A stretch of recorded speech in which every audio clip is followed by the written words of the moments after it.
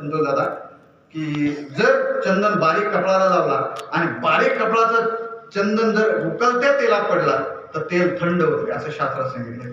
किती उकळतं तेल असू द्या ते तेल काय होतं, थंड म्हणजे गार होतं. इतका चंदनामध्ये पावर आहे.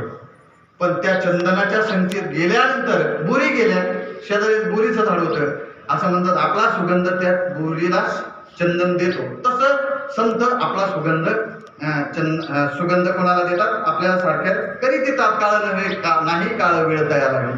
आणि म्हणून खऱ्या अर्थाने संत आपल्यासारखे करतात. म्हणून संतांच्या संगतीत जावं. तो टुकार टाकार पोरगा आपला मी सांगितलं, आई असणारी सुंदर एका ठिकाणी कामाला होती, चांगल्याच्या घरी कामाला होती.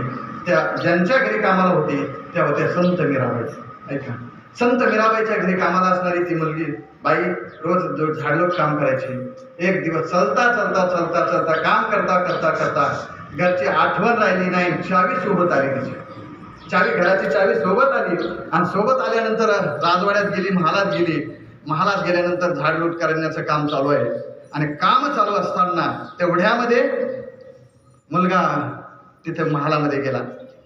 महालामध्ये जात असताना ते राजमहाल होता, त्याला अडवलं. त्यांनी सांगितलं तुम्हाला आतून परवानगी आणल्याशिवाय जाता येणार नाही. त्यांनी सांगितलं मला आईला भेटायचंय, माझ्या आईची चावी न्यायची माझ्या आईकडनं.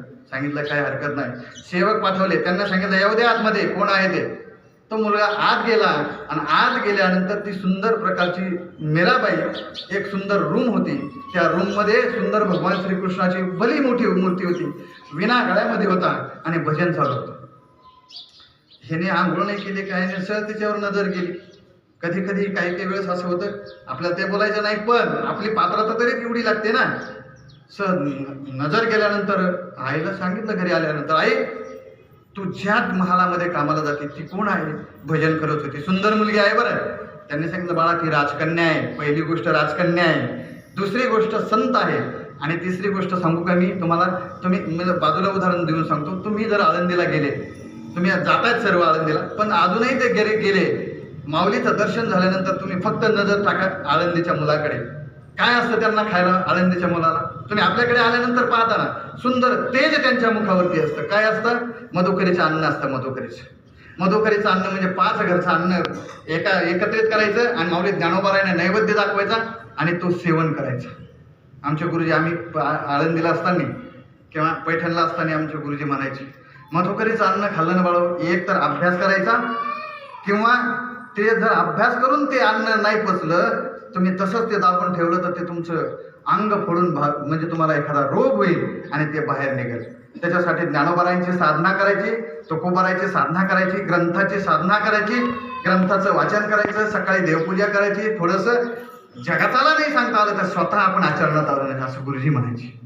पण ऐका, ज्या वेळेस आपण ते करतो ना, ते वेगळं एक प्रकारचं तेज त्यांच्या चेहऱ्यावर निर्माण होतं. तसं संत मीराबाईच्या वेगळं प्रकारचं एक तेज निर्माण होतं, आध्यात्मिक तेज, तपाचं तेज.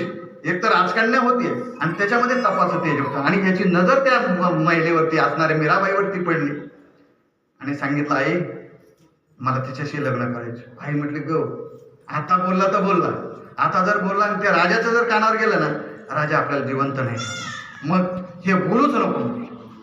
मुलगा बोलू नको म्हटल्यानंतर मुलं काय करतात, अन्न पाणी सोडलं, मुलगा उपोषण करायला लागला, जेवायला तयार नाही. आईना पाहिलं, डोळ्यात पाणी आलं, बाळा असं नको करू नये, जेवण तरी कर. अगं त्यांची पात्रता कुठं, आपण कुठं. ते राजे येत, आपण त्यांच्या घरचे कोण आहोत, झाडलोट करणारे आहोत. त्या राजांची मुलगी नुसतं कानावर नाही, आई जरी म्हटले तर तू त्यांच्या कानावरती घाल. ऐका ना, ते आई शेवट मी सांगितलं, आईशी कळवळ्याची जाती करील अभावीने प्रीती. आई महालामध्ये आली, संत मीराबाईकडे पाहिलं, डोळ्यातनं पाणी आलं, झाडलोट करतायत. मीराबाईनं पाहिलं, आजीच्या डोळ्यामध्ये आज पाणी. विचारलं आजी का हो, काय करता. आजीने सांगितलं सांगण्यासारखी गोष्ट नाही मीरा, पण कसं सांगू येतो का. त्यांना सांगितलं बिनधास्त सांगा ना तुम्ही. आजी नाही सांगायसारखं नाही, रडायला लागल्या. आजी जोरजोराने रडायला लागल्यानंतर मीराबाईने आपल्या रूममध्ये नेलं, भगवंताची मूर्ती त्या ठिकाणी होती. सांगितलं आजी बिनधास्त सांगा, तुमच्यावर कोणतंही संकट येणार नाही. आजीला सांगितलं जी गोष्ट मी सांगणार आहे ते तुमच्या वडिलांच्या राजांच्या कानावर गेलं, माझा राजा मला जिवंत ठेवणार नाही, मला शिरछेद केल्याशिवाय राहणार नाही माझा राजा. नाही सांगितलं, मी कोणालाही सांगणार नाही, सांगा. माझा मुलगा आहे म्हटले, माझा मुलगा. माझ्या मुलांनी अशी इच्छा धरली की तुमच्याशी लग्न करावं. मीराबाई संत होते, ऐका ना, संत असलं संतांचं वेगळं होतं. ते म्हणले काय हरकत नाही. हा, ते आजीच्या सुद्धा मनात आश्चर्य वाटलं, काय हरकत नाही.